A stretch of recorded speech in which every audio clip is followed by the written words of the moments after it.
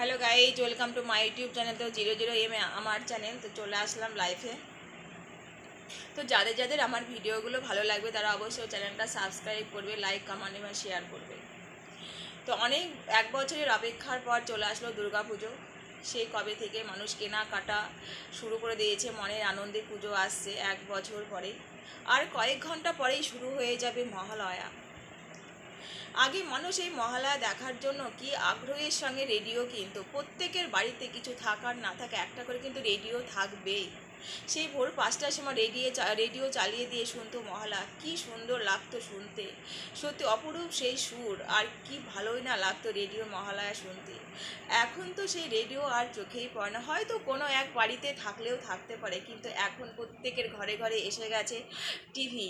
টিভিতে এখন মানুষ খুব সেটাও টিভিতেও এখন মানুষ মহালয়া দেখছে, শুনছে, সেটাও কিন্তু আনন্দ করেই দেখছে। আর হাতে হাতে চলে এসছে ফোন, এটা তো আমরা সবাই জানি। সববার ছোট থেকে বড় সবার হাতে চলে এসছে ফোন।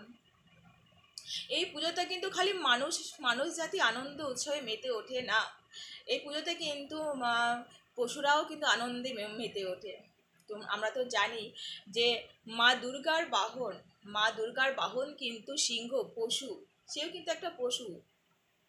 গণেশের বাহন কিন্তু ইঁদুর, আর সরস্বতীর বাহন হচ্ছে হাঁস, আর লক্ষ্মীর বাহন পেঁচা, কার্তিকের বাহন ময়ূর। এরকম প্রত্যেক ঠাকুরের কিন্তু একটা করে পশু বাহন রয়েছে।